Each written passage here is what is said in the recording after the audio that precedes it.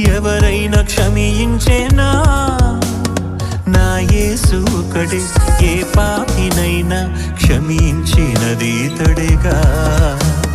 నేరాలు చేస్తే ఏ చట్టమైనా నిన్ను శిక్షించక ఉండునా?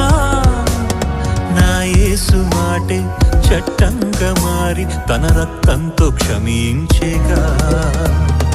ఇకనైనా ఇది తెలుసుకోవాలిగా, దేవునికై నీ బ్రతుకు మారాలిగా. ఆకాశమే ఉందని, చివరి అవకాశమేది అని, యేసు నేను నమ్మాలని, నువ్వు నమ్మితే రక్షిస్తాడని. సిలువపై దొంగ మారాడు, యేసు అందుకే వచ్చాడు మారాలని.